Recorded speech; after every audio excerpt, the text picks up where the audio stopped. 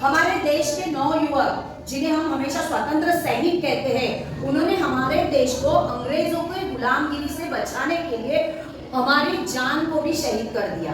आई बात समझ में? उस वक्त में, उस दरमियान उन्होंने हमारे भी देश का कोई झंडा होना चाहिए, इसीलिए इतने सारे झंडे हमारे देश में हुए थे। पहला झंडा था 7 अगस्त 1906 को कोलकाता में लाल, पीले और हरे रंग का, जिसमें वंदे मातरम लिखा हुआ था। दूसरा झंडा था 1907 में जर्मनी में मैडम विकाजी कामा द्वारा लहराया गया था। बस उसमें वंदे मातरम के साथ साथ सप्तऋषि तारों का चिन्ह था। तीसरा झंडा था 1917 में डॉक्टर एमी बेसेंट और लोकमान्य तिलक, इन्होंने होम रूल लीग आंदोलन के दरमियान लहराया हुआ था। उसमें सप्तऋषि के तारों के साथ साथ यूनियन जैक का भी चिन्ह था। इसके बाद में आया चौथा ध्वज 1921 में महात्मा गांधी जी के सुझाव से एक सफेद, हरा और लाल रंग का झंडा बनाया गया और उसमें चरखे का, जिससे वो धागा बनाते थे, उस चरखे का, उस यंत्र का चिन्ह उसके ऊपर छापा गया।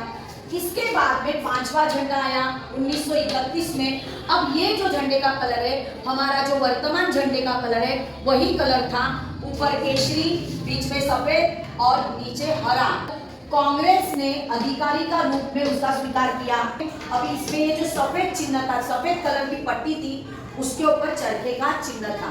अब उसके बाद में जो अभी वर्तमान में हम झंडा लहरा रहे हैं, वह झंडा आया, छठवां झंडा था वह 1947। 15 अगस्त 1947 को हमारे देश स्वतंत्र हुआ। उसी साल में 22 जुलाई 1947 को संविधान सभा द्वारा तिरंगे को, हमारा जो वर्तमान का जो तिरंगा है, उसको अपनाया गया, उसका आविष्कार किया गया था। पिल्ली वेंकैया ने उसका आविष्कार किया।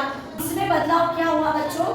इस झंडे में सफेद कलर में जो पट्टी थी, वहां पे चरखा था, उस जगह पे अभी क्या किया कि सम्राट अशोक के 24 तीलियों वाला अशोक चक्र, यानी उसे धर्म चक्र भी कहते हैं, उससे हमने क्या किया, वहां पर छाप दिया। अभी यही आज तक का स्वतंत्र भारत का राष्ट्रीय ध्वज बना है। तो समझ में बोलो, भारत माता की वंदे।